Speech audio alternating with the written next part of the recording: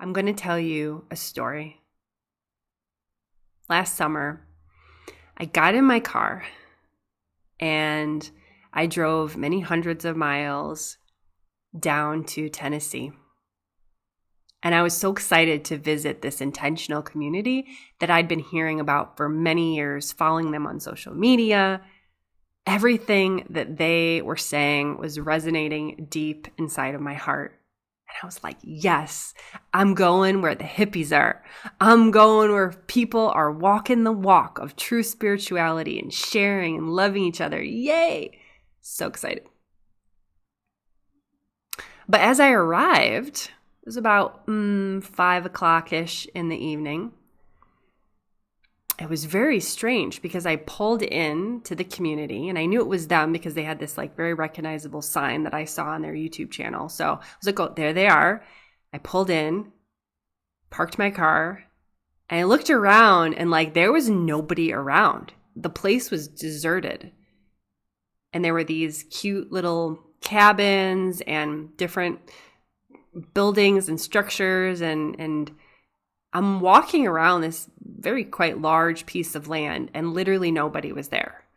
So of course, I've seen too many apocalypse movies and I was like, did the world just end? Did everyone get raptured up? Like what happened? Where is everybody? Like, I don't understand where everybody could be.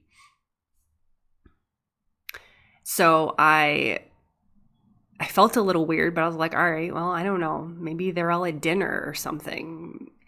I don't know.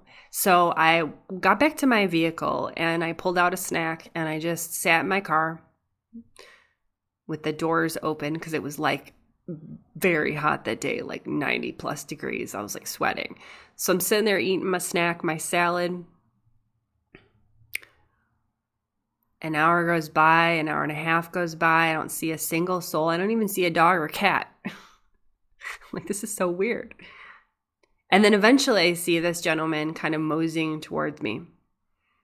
I was like, hi, brother. Like, where is everybody? And he says, you know what? He said, you came at a really funny time because pretty much everybody in the community, except for like 3 or 4 of us, they're visiting this other community pretty close by, maybe like 20 or 30 miles away. Everyone's at this conference, this convention. So everybody left. So it's just a couple of us here on the property. And we were taking naps. I was like, oh, okay, that's cool. So they said, well,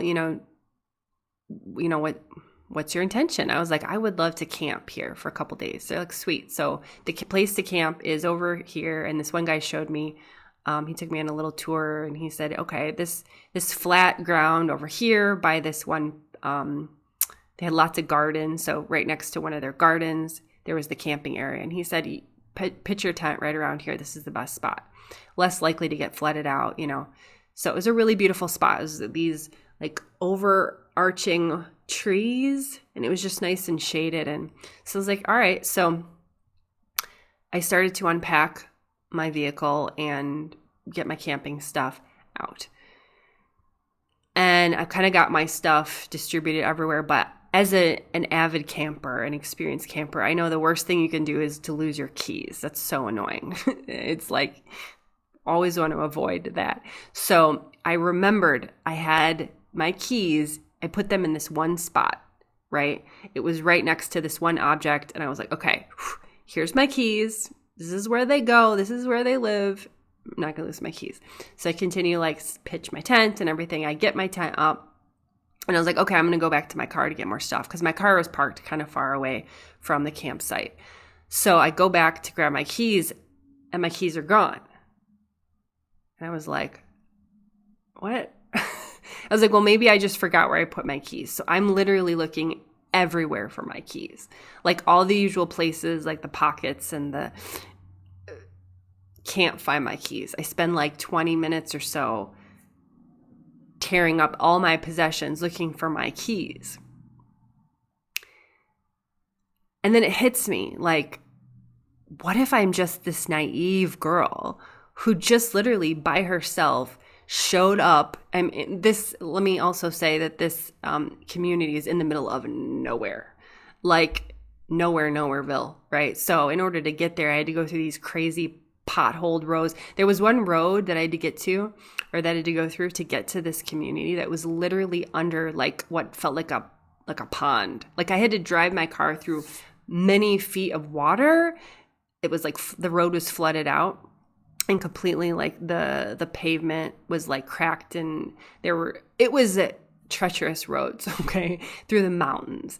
And so it wasn't like, there was anything close by. I think the nearest town was maybe 15 miles away through these like treacherous mountain roads. So isolated, right? So I was suddenly like, oh, what have I done? Like I was just trusting a YouTube channel, because that was the primary way that I followed this community over the years. I was like, what if they just created this fake YouTube channel to lure people and they're going to kill me? Like literally like rape me or kill me or something like horrible. And maybe I'm just really naive and they stole my keys so that I couldn't get away. Like that was the thought that was like running through my head. I was like, oh my God, because I really do remember putting my keys in this one spot and then they just vanished. So at this point I start to sweat and shake, and I'm like, oh my God. And the gravity of the situation is coming over me.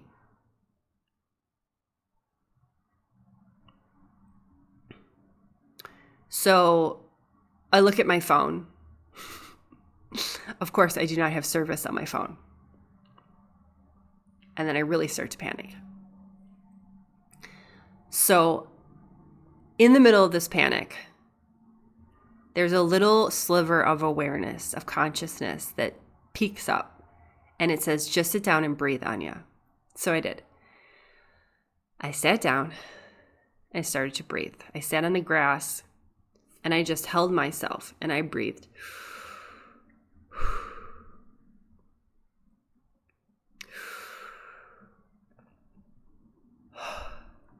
And I started to bring my breath into my heart chakra, which is a great technique that I really recommend to everybody out there.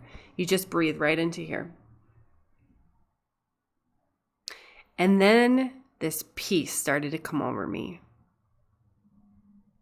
And I said to myself, maybe they are trying to kill me.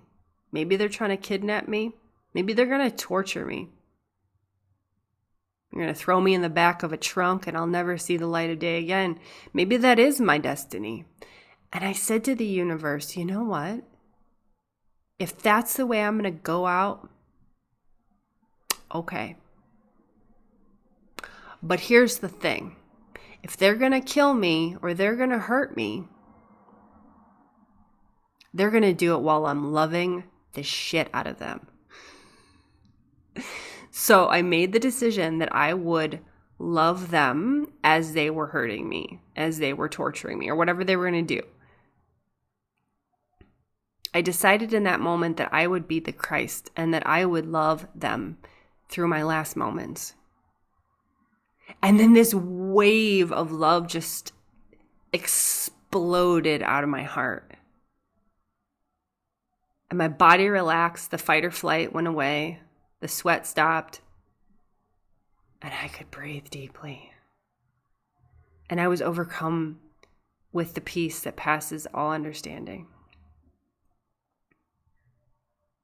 And I just sat there in love with the universe for a few minutes. And then I said to myself, oh, maybe my keys are over in this one spot. And I got up. And I unrolled this blanket, and sure enough, the keys were right there. And I don't know how they got to that weird spot. I tell you, that's not somewhere where I would leave the keys normally. And when I saw the keys, you guys, I just started cracking up, like literally laughing out loud, looking up at the sky, being like, thank you. Thank you for hiding my keys so I could think maybe I was going to die. And then I could tune into this love for even the people that were going to hurt me. Wow. I can be in the most desperate, scary of circumstances and love. And then a little while later, my phone got its signal back. And then I just found some of the couple community members who were still in the property, and we just started chatting it up, talking about different stuff, having a good time. Nobody was going to kill me. Nobody was going to hurt me. But that ego that got so scared dissolved in the sea of love with that one intention. If I'm going to die, I'm going to die loving. And you can do that too, wherever you are. Let's say, for example, that you live in a not so nice neighborhood, like I do right now. Not the greatest of neighborhoods. This is where I was called to be. Lots of crime. Not very pleasant. Not very pleasant, but this is where I was called. And maybe you too live in not so nice a neighborhood. And let's say that you're walking your dog, or you need to go outside for some reason. Or if you don't live in a neighborhood that's kind of sketchy, maybe you need to sometimes go to a store or an art museum or some place for your professional work. Maybe you work in a city, but you live in a safe place. But what I'm trying to say is, if there's a place that you have to go, Spirit is calling you to go to a place where there's lots of crime. What if, instead of getting tense, getting fearful, being super on guard, what if instead of that, you just set the intention to send love, light, REIKI, whatever you want to call it, to every person you see? So there's let's say you're a woman, you're a petite, small woman, not a lot of muscle, but there's this big guy walking towards you on the sidewalk in this neighborhood that makes you uncomfortable. Instead of tensing up, freezing up, what if instead of that, we open our heart and we send light and love to that person walking towards us? Because here's the thing, my friends, we cannot fear those we love. We cannot fear those we love. Fear and love do not go together. And we can do this wherever we are, whatever situation. Let's say we're having a conflict with a friend. Oh yeah, love. And we send love to that person.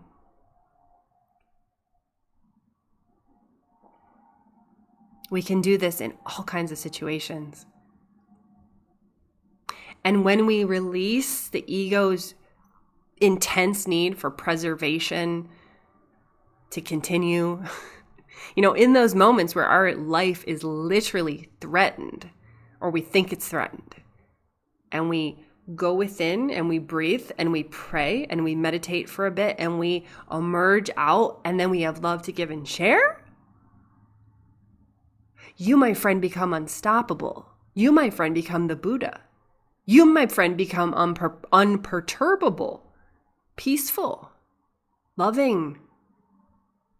I will always be grateful for that moment when I really thought I was going to die at that intentional community. I thought, man, that cult has just lured me in and I'm about to get my limbs ripped off. And you know what? I ended up feeling more love that night than I have in a long time. That night in my tent, I was awake till like 5 a.m. because I was radiating so many vibrations of love that I wasn't able to fall asleep. Because have you ever felt like that, where you're like so in love with the world? Maybe you literally just fell in love with someone. You know that feeling of like, everything's amazing. Like I couldn't sleep because I was in so much love with the universe that night. So transforming our fear into love, that's the ticket.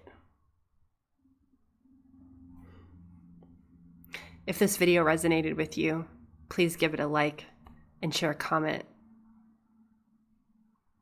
That would be much appreciated. I'd appreciate it. So this video can find more people so this message of love can spread outward to the wide world. I love you. Namaste.